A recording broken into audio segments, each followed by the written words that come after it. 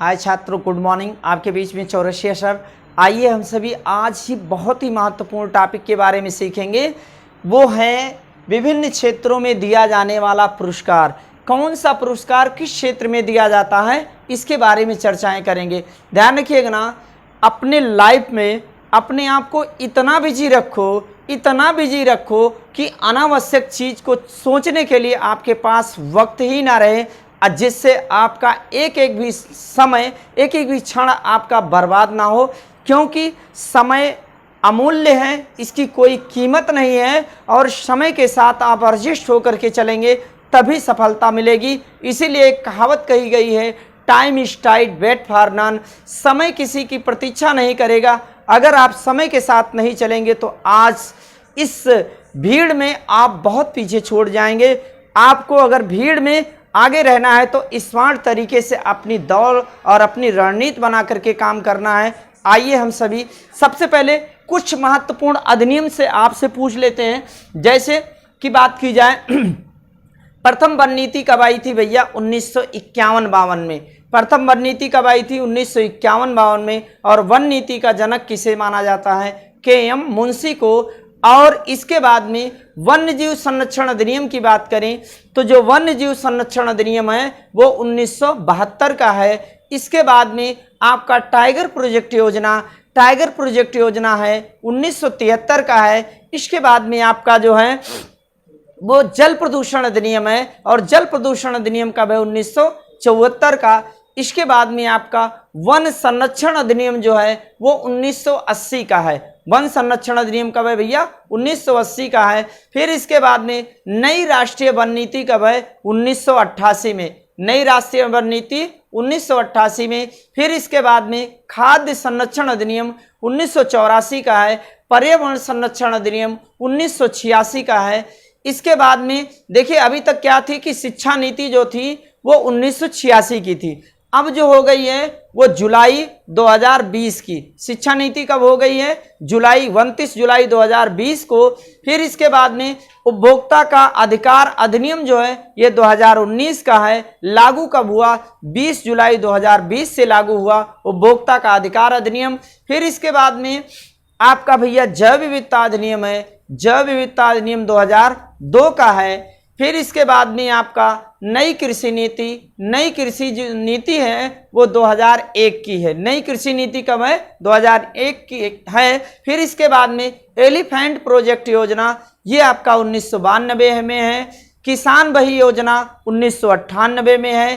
किसान credit card योजना 1992 का है। फिर इसके बाद में आपका ऑपरेशन ब्लैक बोर्ड की बात करें तो 1987 है। राष्ट्रीय साक्षरता मिशन की बात करें 1988 है। सर्व शिक्षा अभियान की बात करें 2001 है। साक्षर भारत अभियान की बात करें तो 2009 है। शिक्षा का अधिकार अधिनियम किस वर्ष आया? 2009 में। और लागू कब हुआ? 1 अप्रैल 2010 से लागू हुआ। और नए शिक्षा नीति का जो वास्तुकार है वो जो उसको तैयार किया है के कस्तूरी रंगन समिति ने। अभी ये 10+2 थी, इसके स्थान पे कौन आ गई? तो 5+3+3+4 5+3+3+4 आ गई। अब वुड डिस्पैच की बात करें तो ये भी शिक्षा से संबंधित था। 1854 में आया। डलहौजी के जमाने में आया था। 1854 में आया भैया, डलहौजी के जमाने में।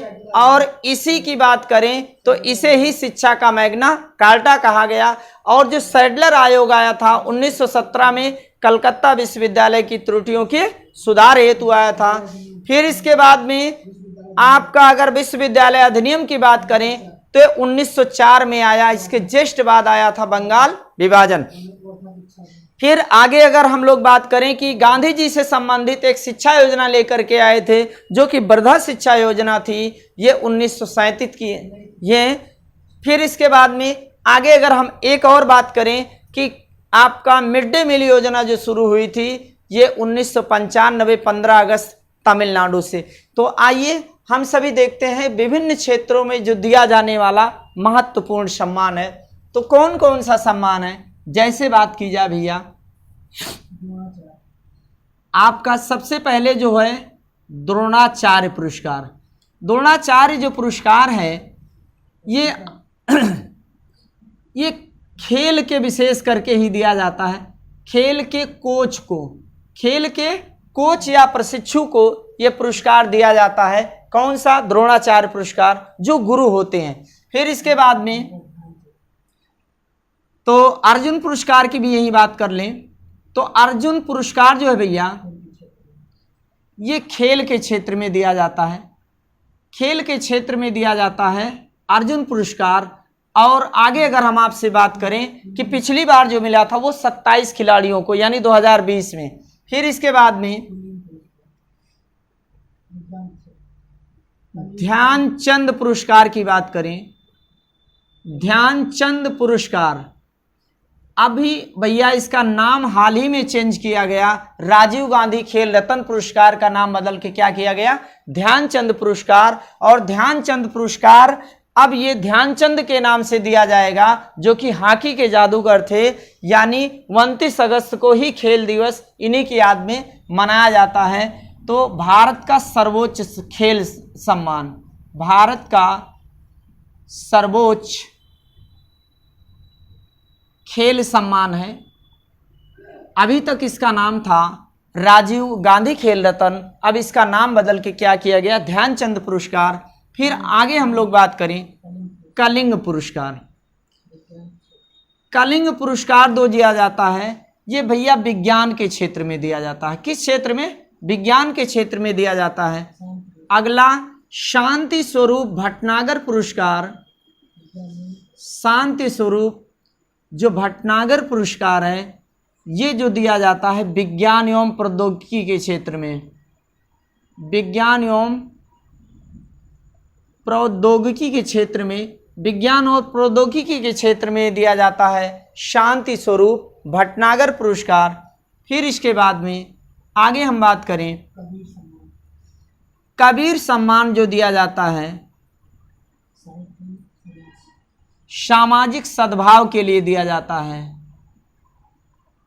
कबीर सम्मान जो दिया जाता है ये दिया जाता है सामाजिक सद्भाव के लिए सम्मान दिया जाता है, कबीर सम्मान। फिर इसके बाद में ज्ञानपीठ लिखा जाए, जो ज्ञानपीठ दिया जाता है ये भैया साहित्य के क्षेत्र का सबसे बड़ा सम्मान है, साहित्य का सर्वोच्च सम्मान है। साहित्य के क्षेत्र का जो सर्वोच्च सम्मान है वो कौन सा है? आपका ज्ञानपीठ पुरस्कार दिया जाता है। फिर इसके बाद में अगर बात करें कि इस बार का जो 55वां ज्ञानपीठ पुरस्कार दिया गया अक्कीतम अच्युतम नंबूदरी, 55वां ज्ञानपीठ पुरस्कार किसे मिला है? अक्कीतम अच्युतम नंबूदरी को, जबकि पहला किसे मिला था 1965 में? जी शंकर कुरूप को। अब बात करें आगे बुकर पुरस्कार, कौन सा सम्मान है? अंतर्राष्ट्रीय बुकर पुरस्कार, यहीं पे लिख दे रहा हूं। अंतर्राष्ट्रीय बुकर पुरस्कार जो है ये भैया अंग्रेजी के साहित्य में दिया जाता है। किस साहित्य में? तो अंग्रेजी के साहित्य में दिया जाने वाला सर्वोच्च सम्मान अंतर्राष्ट्रीय मैन बुकर पुरस्कार। और बात करें 2021 में किसे मिला है? डेविड डायोब को। डेविड डायोब को at night all blood is black के लिए मिला है। फिर इसके बाद में पुलित्जर पुरस्कार की बात करें, पुलित्जर पुरस्कार जो है भैया ये पत्रकारिता के क्षेत्र में दिया जाता है। पत्रकारिता के क्षेत्र में जो दिया जाने वाला सम्मान है उसका नाम पुलित्जर पुरस्कार है। आगे लिखा जाए प्रित्जर पुरस्कार। प्रित्जर पुरस्कार ये जो दिया जाता है भैया ये वास्तुकार, इसी को आर्किटेक्चर भी कहा जाता है। आर्किटेक्चर जो वास्तुकार होता है उसे दिया जाता है प्रित्जर पुरस्कार। आगे हम लोग बात करें आपका भैया एबल पुरस्कार की बात करें तो जो एबल पुरस्कार है ये गणित के क्षेत्र में दिया जाता है। गणित के क्षेत्र में जो दिया जाने वाला पुरस्कार है उसका नाम क्या है? एबल पुरस्कार। फिर इसके बाद में ग्लोबल 500, ग्लोबल 500 जो दिया जाता है, और 3 एक साथ लिख लेते हैं, ग्लोबल 500 है और आपका टाइलर पुरस्कार है,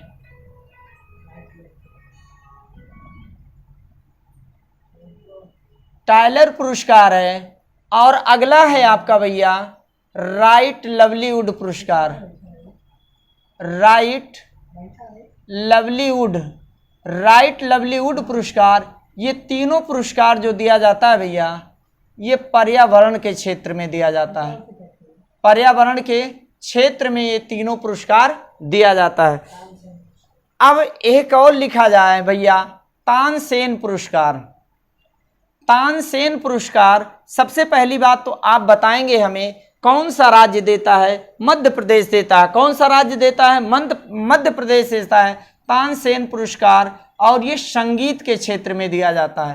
तानसेन पुरस्कार भैया, पुरस्कार जो दिया जाता है ये संगीत के क्षेत्र में दिया जाता है। कौन सा राज्य देता है? मध्य प्रदेश देता है। और तानसेन किसका दरबारी कवि था?